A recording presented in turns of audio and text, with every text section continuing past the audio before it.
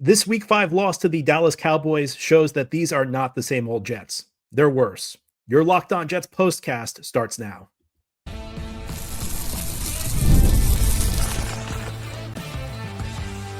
You are Locked On Jets, your daily New York Jets podcast.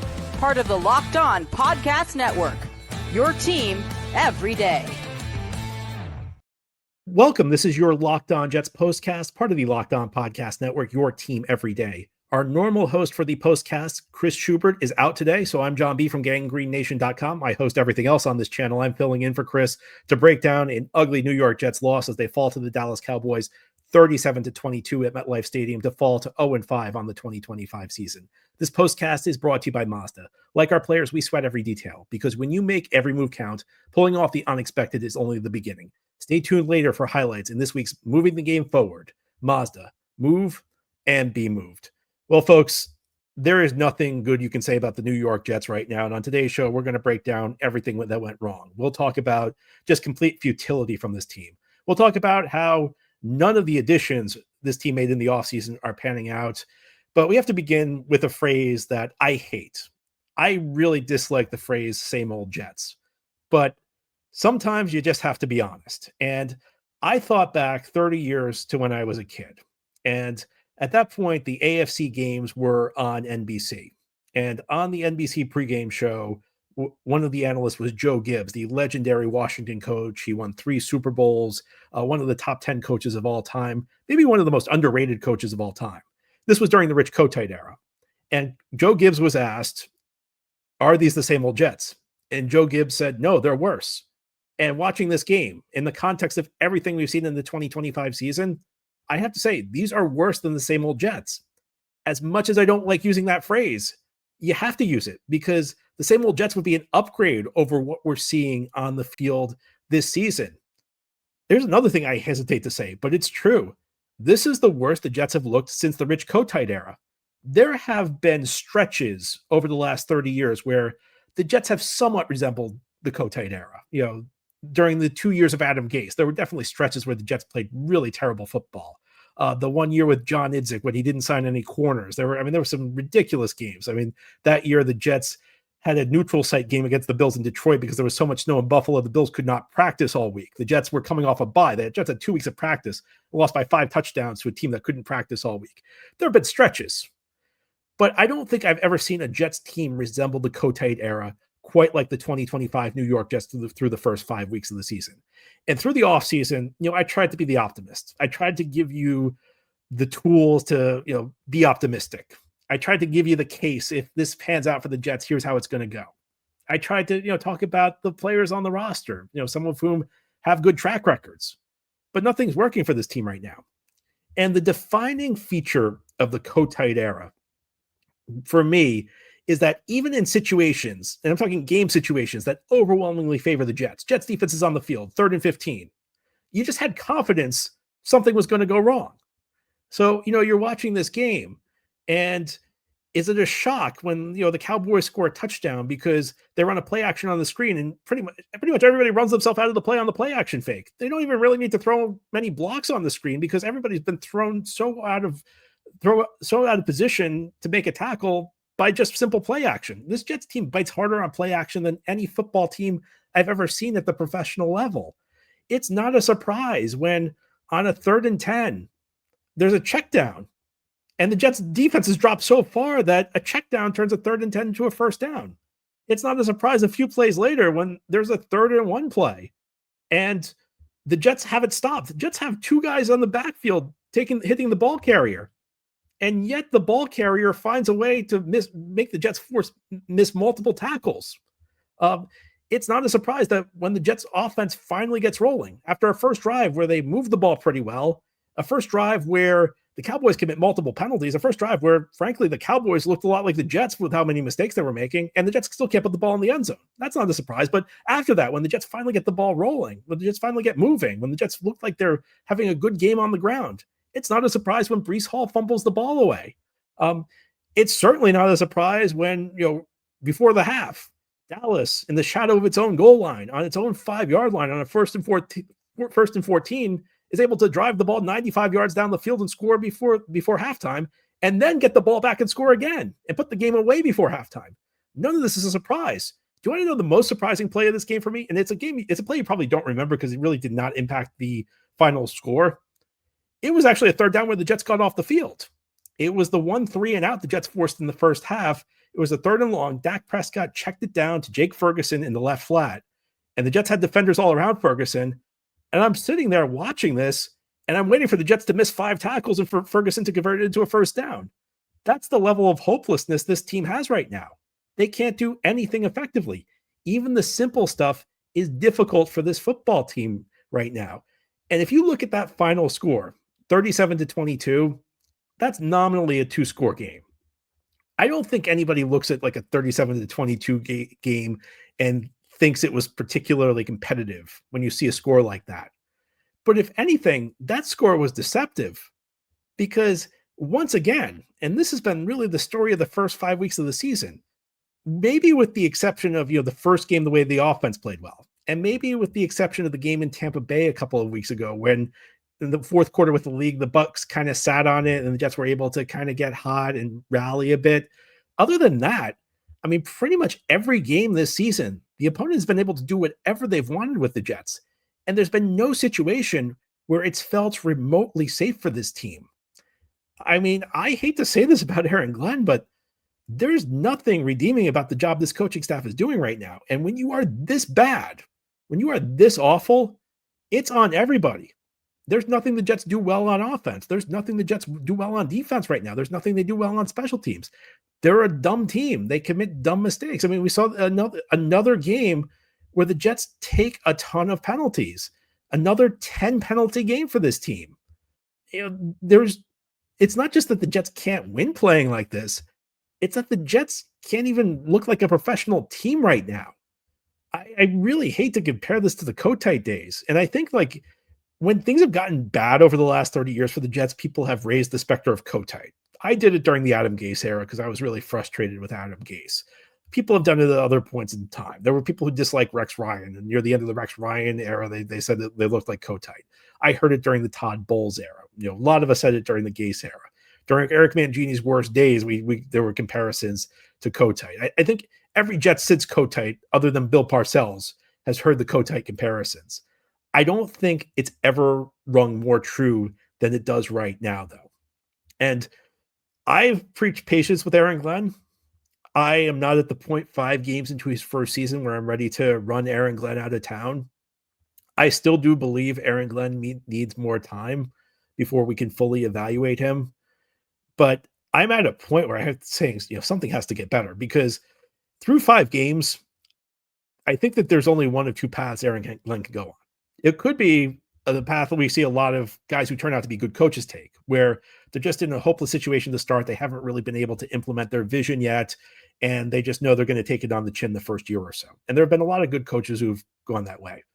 Or we might just be watching the beginning of a disaster Jets coaching era, because I don't see a team that's playing above its talent level right now. And the talent level is not high. And look, we know the Jets have guys on the field who should not be seeing NFL snaps, but there are also guys on this team who have at least had some success in the NFL in the past. Some of them had big success like Sauce Gardner. Some of them had big success like Quinnen Williams. Other guys who have had more modest success, Will McDonald threw up a 10-sack season last year. Jamie Sherwood played well enough to be voted the team MVP and get a big contract this offseason. But outside of Garrett Wilson, and who's even playing well on this team right now? It is just dreadful. And, it's difficult to find silver lining.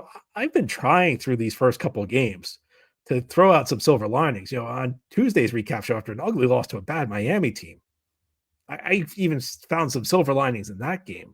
I'm sorry. I have to be done for the time being throwing out silver linings to you, because at some point the team has to show something for any of us to believe that things can get better.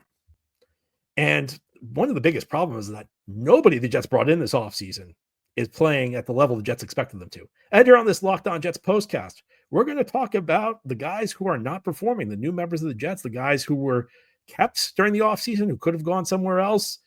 Nobody's performing well. And it starts with the quarterback. We'll discuss as we continue here on this Locked On Jets postcast. This episode is brought to you by Square, your favorite neighborhood spots run on Square. There are certain businesses that make the neighborhood the neighborhood. These are the places that become an extension of home.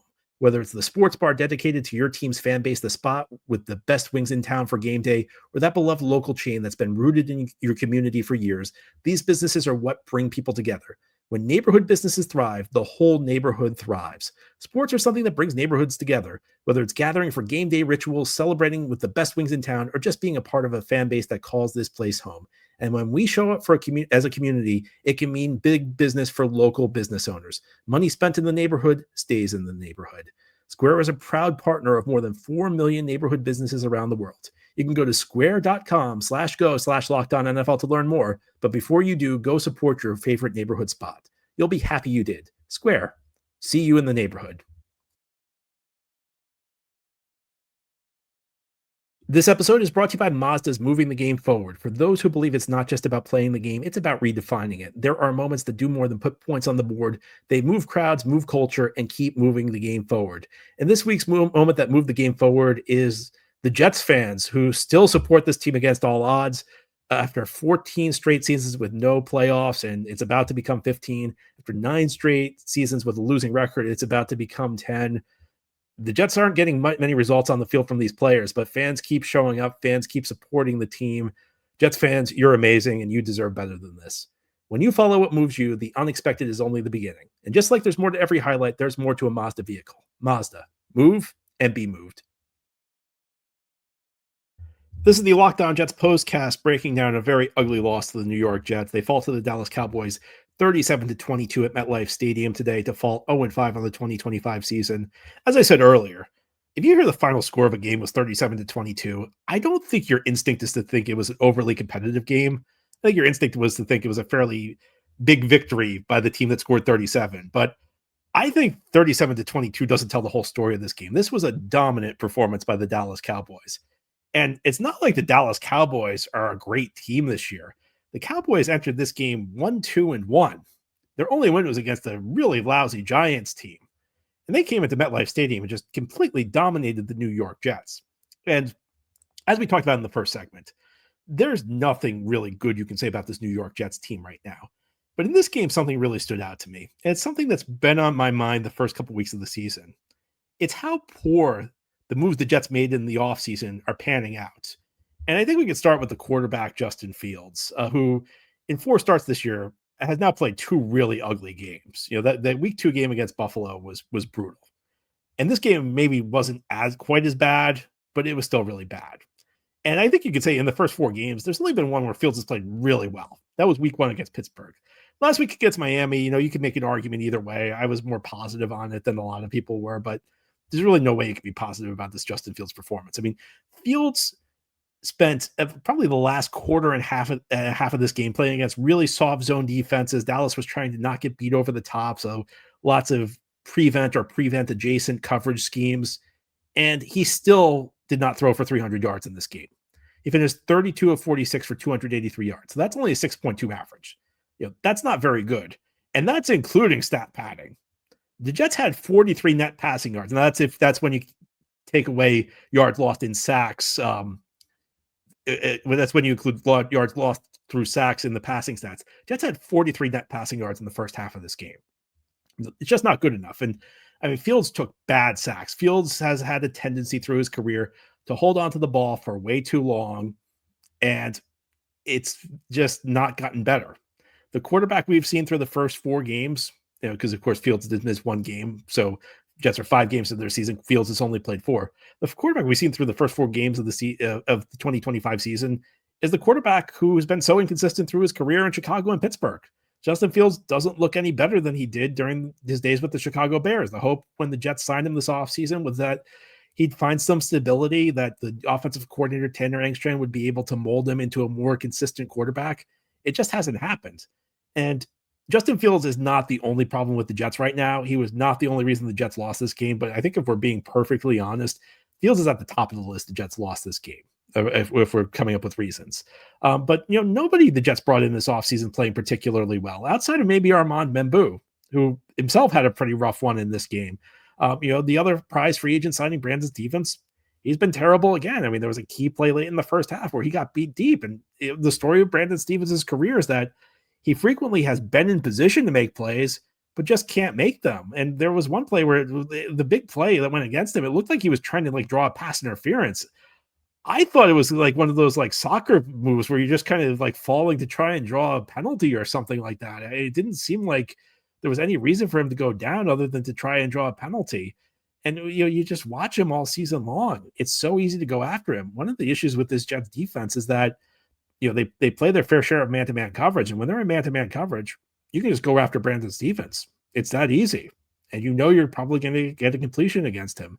But there was one big play, a big Javonte Williams run right before the end of the first half during that sequence where the Cowboys took complete control of the game, and you saw three guys the Jets brought in this offseason all fail on the play. You saw Tyler Barron miss a tackle. You saw Kiko Mauignoa get wiped out. You saw Andre Cisco take a terrible angle, and it turned into a big run for Javonte Williams. We can go down the list. I mean, even a guy who was on the team last year, but a guy the Jets decided to keep, Jamie Sherwood, he played a terrible game. I mean, Jamie Sherwood's taking bad angles left and right. He's missing opportunities when he has a chance to make a tackle. Jamie Sherwood's been really bad this year, and that's been really disappointing for me because I was happy when the Jets brought him back. I thought it was a good move after the season he had in 2024. I mean, he was one of the few bright spots in a dismal season for the Jets last year, but he's been bad.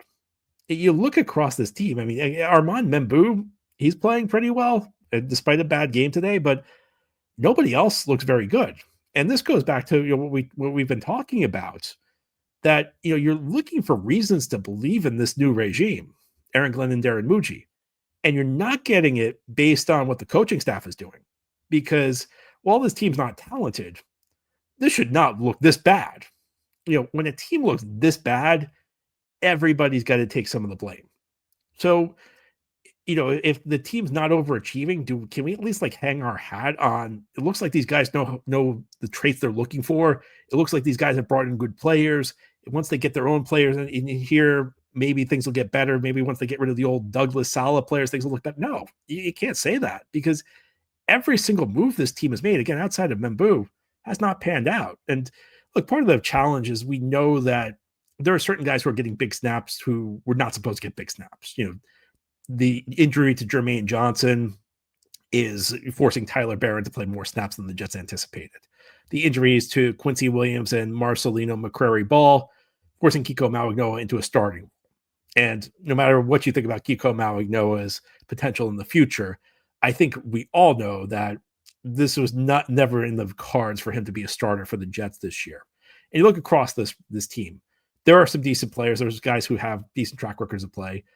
In many cases, though, the Jets are giving significant snap counts to guys who aren't just not starters. They're not just not backups. These are guys who were playing in the second half of preseason games. But there's not a lot you can look at with the moves the Jets made this offseason and feel good about what Aaron Glenn and Darren Muji have done, because almost everything they've done has backfired. Fields has not looked good. Stevens has not looked good. Cisco has not looked good. Mason Taylor, I guess, showed a few signs last week, but you're not getting anything outside from the rookie class outside of Armand Membou. It's not looking good right now. It's complete futility. And unfortunately, as we continue here on this Locked On Jets postcast, I think there are two stats that tell the story of the futility of this game for the New York Jets. Two areas where the Jets entered this game with an advantage that they failed to take advantage of. And we'll talk about what they are as we continue here on this Locked On Jets postcast here, breaking down Week 5. Jets lose to the Dallas Cowboys. This Locked On Jets postcast is brought to you by FanDuel. The NFL season is here, and FanDuel has an offer you don't want to miss, because right now new customers can bet just $5 and get $300 in bonus bets if you win. That's right. Pick a bet, put down $5, and if it hits, you'll unlock $300 in bonus bets to use across the app. FanDuel gives you so many ways to play. You can build parlays, try player props, and even follow the live lines during games. It makes watching football even more exciting when you got a little something riding on the action. Whether you're a casual fan or love diving into the stats, FanDuel makes the game day experience so much better. Jets are heading to London next weekend for a game against the Denver Broncos. We know the Broncos are going to be favored in that one. The cynical Jets fan, and you might be happy the Jets are getting out of the country after the way they've looked. Well, FanDuel is the best way to get in on the action. So what are you waiting for? Visit FanDuel.com to download the FanDuel app today and get started. Again, FanDuel.com or the FanDuel app to get started. This is the Locked On Jets postcast here on this Sunday. The Jets fall to the Dallas Cowboys 37-22 at MetLife Stadium to fall to 0-5 on the 2025 season. Here's one of the things that really has to bother you as a Jets fan today. The Dallas Cowboys aren't any good. They entered this game 1-2-1. The only win was against the Giants, who are just dreadful. The Giants who lost to the New Orleans Saints, who were another team at the bottom of the league. So there's nothing that told you Dallas was good entering this game. And beyond that, the Cowboys had some pretty extreme weaknesses the Jets should have been able to exploit in this game. Dallas entered this game averaging on defense an average of 8.5 net yards per passing attempt. So net yards, again, that subtracts the yardage an offense loses from sacks. 8.5 net yards per passing attempt they allowed. That was the worst in the league. That was the worst in the league by 0.8 yards, almost a full yard worse than the second team. The gap between number 1 Dallas and number 2 Miami entering this week was as big as the gap between number 2 and number 7. The Cowboys were entering this game, were allowing almost 1.5 more yards per passing attempt than the worst team in the NFL last year, Jacksonville. Jacksonville finished worst in defense last year, net yards per passing attempt at 7.1. Dallas was at 8.5. And the Jets threw for 43 yards in the first half. And this, as much as anything, shows you how dismal things are right now for the New York Jets. The fact that the other team had such a glaring weakness. And it's not just that you failed to exploit it. It's that you got dominated. The Cowboys dominated the Jets defensively. A Cowboys defense which hasn't been able to do anything. I mean, this Cowboys defense allowed the remnants of Russell Wilson to have a big game against them in week 2. Russell Wilson, who got benched a week later because he was just so incapable of leading the Giants to anything. And this Jets offense, it's not that they were just okay against a really bad defense. They looked inept throwing the ball against a bad defense, against a defense that through the first 4 games was on pace to maybe be the worst passing defense in the 21st century in the NFL. You know, this is where we get to the Kotite comparisons, because it's not enough to just be bad. This is just like out of this world bad. Or how about a Dallas offensive line where they've had to shuffle guys in and out because of injuries? 4 new starters in there, 4 backups playing. Do you want to know how many times the Jets got a sack in this game? I think you know the answer. 1. And it was well after the game was over. It was a garbage time sack. Jets had 0 sacks in the first half when this game was competitive. You know how many times the Jets hit Dak Prescott in this game? 3. Only 2 of them came when this was competitive. You know, look, I know the Jets are a team that has some issues with defensive line depth. Jermaine Johnson missed this game. But, you know, at some point, Quinnen Williams has to step up. This was a quiet game from Quinnen Williams when they needed him to dominate. Quinnen Williams ends this game with 3 tackles. You know, this was a game we talked about in the lead up to it that, you know, Quinnen Williams has played well against the run this year, but he has not generated enough as a pass rusher. This was an opportunity for him going up against a bunch of backup interior linemen. Where were the results? Will McDonald. You know, I've defended Will McDonald since the day he was drafted. You can go back and listen to my show the day after the Jets drafted him. Everybody in the fan base was like, what's going on here? Why did the Jets draft this guy? This wasn't the need. You know, I stood up. I said that, you know what, let's give him some time. Last year, he generated double-digit sacks. Now, you know, there were a few fluky things where he wasn't blocked and, you know, he's able to pick up an easy sack, but he was generating pressures at a pretty good rate a year ago. And he had a very good week 1 where he put up 2 sacks against Aaron Rodgers. And since then, I mean, it's been a disappearing act for Will. You know, he hasn't been, we haven't seen him make any impact plays outside of like the blocked kick, but that's a blocked kick. That's not a play he's made on defense. And I guess this kind of speaks to like the bigger issue with the Jets is even the guys who have been accomplished players are underperforming. I think if we're talking about guys playing up to their career peaks, Garrett Wilson's really the only guy doing that right now on this team among the big names. You know, everybody else is underperforming. And if this Jets team was going to exceed expectations, they needed guys to step up. You know, they needed Quinnen Williams to have a vintage Quinnen Williams year. He's not having it. They need Sauce Gardner to have a vintage Sauce Gardner year. He's having a worse year than he did last year. Last year was considered a down year for Sauce. This year, he's been worse. He got beat in coverage for a long touchdown in this game. And you can go down the roster. You know, even the guys who aren't as heralded, you know, your McDonald's, your Jamie and Sherwoods, they're not performing very well. Breece Hall, it's been up and down for Breece.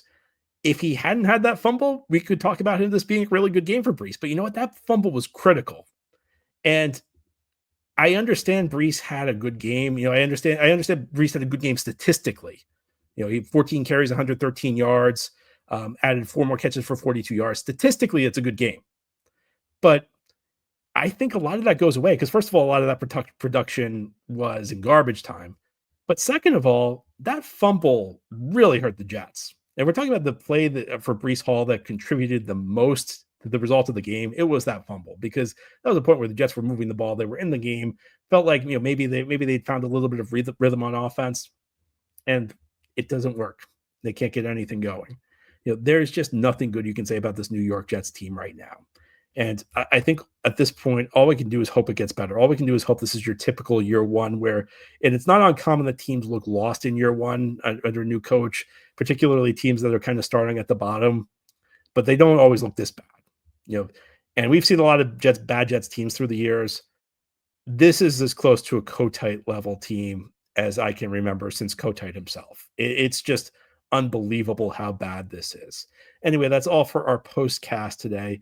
On tomorrow's show, we'll continue to break this down. We'll be back on our regular schedule. If you're new to the show, this is a daily podcast. We have new episodes each day through the week, Monday through Friday. That is all for our show. If you enjoy the show, please hit the subscribe button and give this episode a big thumbs up if you're watching on YouTube. 5-star review if you're listening on a podcast source. Certainly do appreciate it. Until tomorrow, well, try and enjoy your Sunday. We'll talk more about the Jets.